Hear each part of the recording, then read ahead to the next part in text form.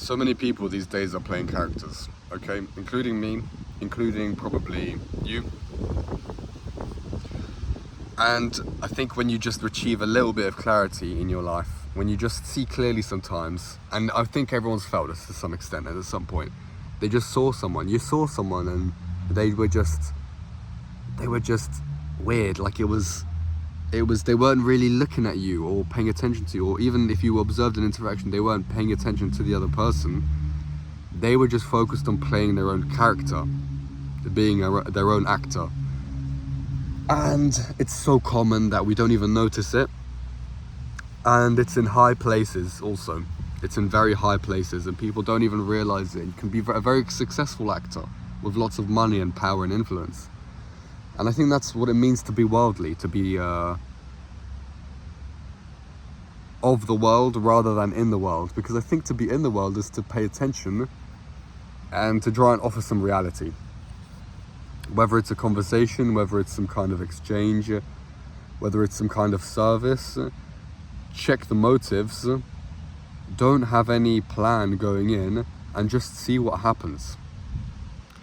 And I think when you do that, your life will start having a completely different direction actually to the one you've had so far. You'll realize things like your career is like not even serving you. It's not even really serving other people. It only appears to be. And you notice stuff like, and you start having thoughts like, maybe I'm planting seeds right now, and maybe these seeds are in bad soil, or these, that's the mustard seed story, right? Some of the seeds, they toss them into thorns. Some of the seeds, they go into like poor soil. Some of them land on the rocks. Some of them get eaten up by ravens. You can, and everyone has seeds. Everyone can toss out seeds, and we can really think that if we just toss them out into the air, we've done our job. But no, that's only part of the story. And I think you need to toss out the seeds to good soil. And I think part of tossing the seeds into good soil is precisely this: not being an actor,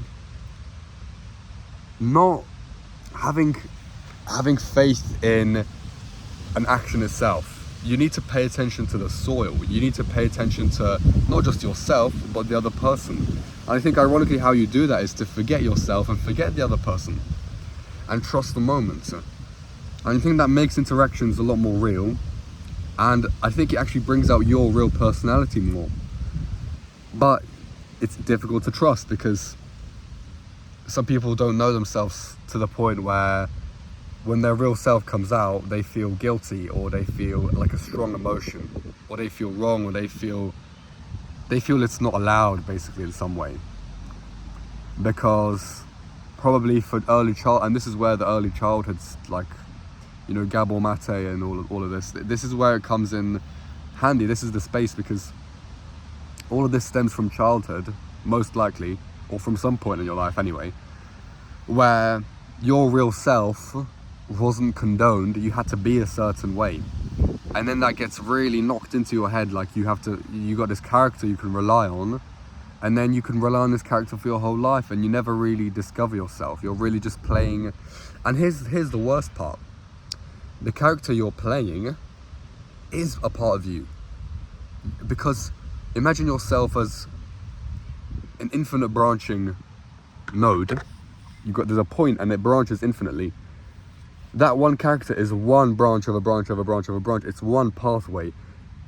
But obviously, when you have so many options available to you and you always pick that one, you're going to lose out basically at some point. You're going to lose out in some way, in some shape or form. So the point is not to reject that part of yourself, but to have space for those other parts of yourself and see what happens.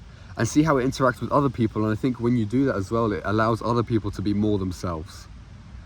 But it's scary. I've said this before in a different way, but it's very scary to be yourself, because you're basically taught not to. Society. No, but seriously, society, by which I mean the people around you, expect certain things of you. Because you do, and you do it too, I do it too. We want people to, for our own mental clarity, we like it when people are the same. They have the same characteristics because it makes it easier to manage. You understand? But but making yourself that according to someone else's principle makes you manageable. You see what I'm saying? Because you see how people being consistently the same is how people cope and manage. It's how you cope and manage with others. You reduce them to a certain set of effects and characteristics which you're used to. But you see how if you conform to that yourself, then you become the managed. You become manageable. And I think for some people in certain situations, okay, there's nothing inherently wrong with that. But you don't want to spend your life managed. Especially if there is no specific manager. Let's say you have a specific imprint of your mind of how your parents treated you in your parents' situations. What, you're just going to carry that managed stance for your whole life? And I suppose that explains why some people pick partners based on what their parents were like, because they can't escape being managed. They continue that mental process through their life. And of course I can't hate on it, because it's a way of life. It's human. I'm not going to hate on what's human, because these are just coping strategies to live, and you can still have a good life. But I think it's capped. I think you can't access the fullness of life. And to put it in a short way, God, you cannot access God, the divine, whatever you want to call it, if you don't allow yourself to express yourself. See, because we are our own worst enemies. Look at the most famous songs by Linkin Park. Fighting myself, I always lose. Fighting myself, I'll always lose. Falling from grace, I notched it all fall apart, knowing I could have changed it all from the start. Na na na na, so on. And actually, is that on the older albums, or is that one of the newer ones? I actually think that's one of the newer ones. Anyway, but their songs are about that. They're about betraying yourself, right? And it's a good band. But the point is, right, it's such a common thing, but self-betrayal is one of the most common things, and it's the most common thing in 2026, because society is so large and globalized. And even if you live in I live in North England right now, and a lot of these small villages up here have become beasts. You know, there's like businesses here, and there's like a proper society, and there's a proper livelihood. There's cars everywhere, there's people wearing suits, there's people going to work, there's a structure to things. And I think when society becomes so massive that even villages are doing this, they're like emulating big cities, then I think we lose a specific thing. We lose basically ourselves, because the machine is so big and so powerful that it's so tempting to become a part of it, because the rewards are so tangible. Just the cars, you just see people with nice cars, and you're like, wow, if I'm just a part of this current, this movement, I can have a nice car as well. And sure, we want a nice car, don't we? And we want all the things that come with a worldly life, you know? Yeah. And that can include other people, you know, having a family, having having just a relationship, getting married a lot of the time is part of this machine. And I think then your life loses its own natural legitimacy, because you're basically, you think you do well in some field or realm that's worldly, that's part of the current, you get rewarded for it, and you're like, wow, this is awesome, I feel loved. But you never realize that the human emotions that are poured into that, the other person that's rewarding you, the other person, is part of that current themselves. So it's almost like the machine is rewarding you. You see what I'm saying? And so the machine that's what I mean. That's what's meant by the machine. That's this current, this tower that we're all building. And to be apart from it it's difficult, because it's always trying to suck you in, especially if you have good qualities, you know? You're good looking, come be a model, you know? You're good at maths, you have a brilliant mind, come work for us. You have a predisposition to being caring, come work in the hospitality, come be a nurse. You see what I'm saying? You don't want to be a nurse? You don't want to help others? What? No way. You don't want to stick needles into people and serve the failing NHS? You don't want to do that? Nah, come on, there must be something wrong with you. I mean, that was my best sort of attempt at trying to see, like, explain how this goes, you know? Because this is the thing, it works with punishment as well, because when you don't fit in, you get punished. And people do it naturally because they're like, because they see, this is the thing, because people themselves who are in the system, and I'm not speaking like I'm apart from it, I'm also in the system to some extent, but people who are really identified with the system, they actually think it's a good thing to punish because they're so convinced of the rewards, and the rewards are so tangible from being in the system, that they seriously can't believe why someone would be apart from that. And they think that genuinely deserves punishment, because hopefully then if you punish that person, they'll be with the system, and then they'll conform, and then everything's fine and dandy, and then we can continue to feed the beast. And so, but it's not their fault in a way, because, you know, that's all they have, I think, and it's all tied to this fundamental issue of you fell at some point, because it's really about the individual. What makes up society? Individuals, yeah? It's all tied to this point of, when did you feel like you can't be yourself anymore? And that's really the point. And that's it. When did you start acting? When did you start having a programmed response to certain prompts and behaviors and expressions? That's really the question. And you need to start having a look at that, because there's no such thing as, I really don't believe in, you know, just being nice to people. I really don't believe in just having some kind of preset response.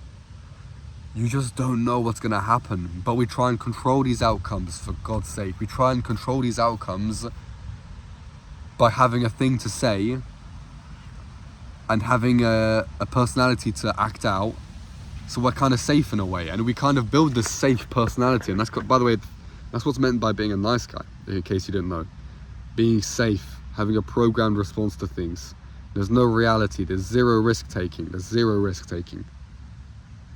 And I think you gotta just take a risk, and sometimes it's not even a risk. You think you're not allowed to, and because with the most basic stuff like conversations, having a programmed response, there's almost no risk. You can probably get away with saying exactly what you want to say, and you'll be absolutely fine. But we're so scared of that, and plus we don't even know who we are, so we can't even say the thing we want to say because nothing comes up. We've never tried to be ourselves. Imagine that. I think that's really true in this day and age. And yeah, people say, okay, to get through society, this is what comes up. We start saying, okay, but in life, you've got the people you trust, and then you've got the people who are outside, and on the outside, you treat them with, you know, the actor. You give them the actor, and with the people you love, you don't give them the actor. Okay, yeah, you're halfway there, I would say, but why not go all the way? Why not, but see, there's the thing, I was going to say, why not antagonize? And I think for some people people almost know what I'm saying, but but then they'll always have the but, which is, but I don't want to antagonize, and that's what it boils down to. But they'll say something else, they'll be like, no, but, you know, as you go about life, you know, you're not going to be yourself around everyone, right? That's going to be like a waste of your energy and so on, and blah, blah, blah, blah. First of all, it's not for you to say what's a waste of energy or not. There's only what you have, and actually, to be yourself takes no energy. So that's a fallacy. And second of all, why not? Why compromise when it comes to outsiders? And yeah, because you might antagonize someone, and then you don't know what will happen, because there's a threat of violence. But there's a threat of violence. You care about what? You care about this body? Really? You care about pain? I care about pain. I don't want to be in pain, you know. But I think the most real people who have ever lived, like Jesus, they realize that it's just the body and it's just pain, and these people never compromised. Jesus never compromised, even when everyone hated him and they nailed him to a piece of wood and crucified him. You see what I'm saying? Never compromised himself. And now look, everyone knows his name. And it's not about the fame, it's just about the game, which is the game of life, which is all you have is to be yourself. And that's it, and that will come with great costs, you know, as in the case of Jesus. And does that mean you're going to be crucified? Not necessarily, but at least see where your destiny's taking you. And I think that's actually the place I'm going to leave it off. I have no idea what I'm going to call this video, but thank you.